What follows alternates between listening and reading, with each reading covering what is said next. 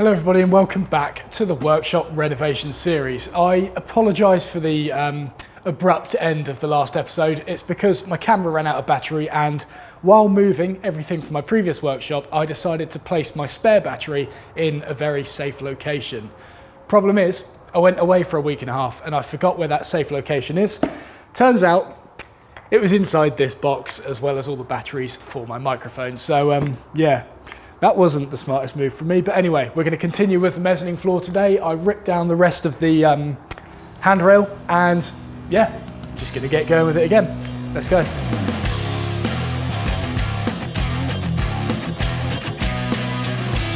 So I've been doing some more thinking, and I reckon I'm going to leave this upright in because this goes all the way to the floor. That'll provide support for the fireman's pole once I get it all once I get it in here. And then what I'm going to do is, with these wider ones, these are going to be the uprights, and for now I'm going to screw them onto the outside of this mezzanine floor. But then, because I don't have the bolts just yet, I'm going to come back and then bolt them in place, and with washers on both sides as well, to make sure they are very, very secure against the side of this mezzanine floor. And then we're going to have the thinner ones right on the end there. Those are going to be the ones going across. So then, with this upright here, it'll be braced from this way, it'll be braced from this way, and then right at the top of it, I'm going to brace it against the wall. So effectively, it's going to be braced in all four positions, and it will be able to support my fat arse as it slides down the fireman's pole, hopefully.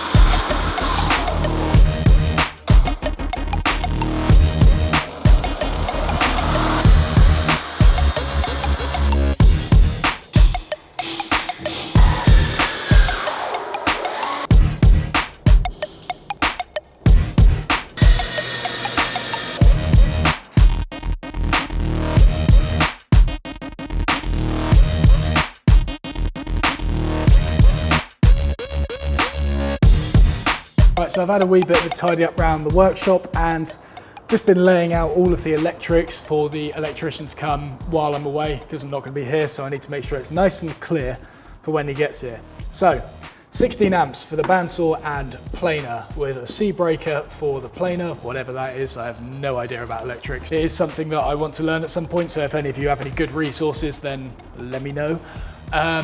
Single socket for the extractor, twin socket for the router table, which is going to be shifted there, and then I'll have a spare one for something. Single socket next to the planer, so then I can just trail stuff next to the workbench if I need to. Two twin sockets behind my backdrop, so then I can power all of the lights and the speakers and something else, the Tormek that's going to be there. And then a single socket, which I want to trail from where that one is just there, up, and then trail it along the mezzanine floor, and then have a multi-socket adapter extension thing there on the mezzanine floor. So then it'll be directly above my workbench, and if I'm working on power tools, I can just plug it in up there. I will also have the socket over here as well, obviously, but just makes things a little easier, keeps cables out of the way, which would be nice. Then we've got a twin socket next to the lathe, so then one can power the lathe, and the other one possibly like a drum extractor that's dedicated to the lathe. Make sure I keep all that fine dust contained in there.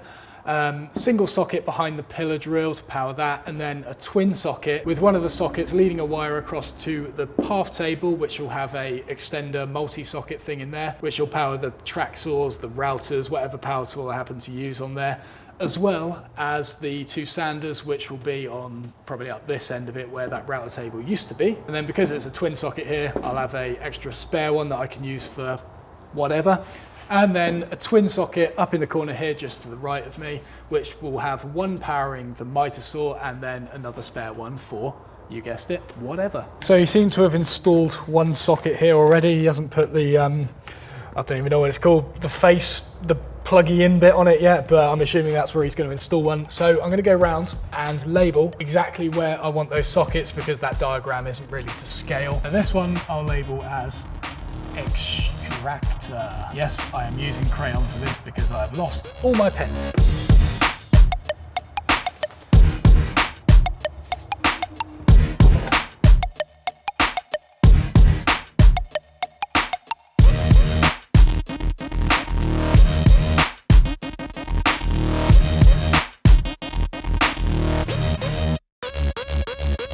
Right, now with these twin sockets behind the backdrop, it's quite important where the cables coming out of them are actually going, because if they're going straight up, then we're going to see that in the backdrop as it cuts through the top of it into the trunking at the top there. So I'm going to leave a note for the electrician to direct the cables out to the nearest stud and wire it up that way as opposed to directly vertical. And I reckon that is everything I can do for this episode. Sockets are all laid out, the direction of the cables are all laid out, and like, I just need to get some machines working so I can start putting up the backdrop, start putting up shelves and things like that. Everything is on standstill until that point. So once all this is in, oh my God, I'm not looking forward to that day, because I'm going to be going absolutely mental getting everything in place. The backdrop's going to be going up. I'm going to be cladding the underside of that walkway with a bit of MDF. I'm going to be putting up walls and stuff in here. I'm going to be bolting the handrails on the mezzanine floor in place, and then probably fill in those negative areas with some other material that I'm not entirely sure. There's going to be a lot, so hopefully that'll make up for the fact that this episode was probably a little bit brief, but as you probably realised, there's not a whole lot I can actually do at the moment. So thank you very much for watching. I hope you're enjoying the series still, and I'll see you in the next episode.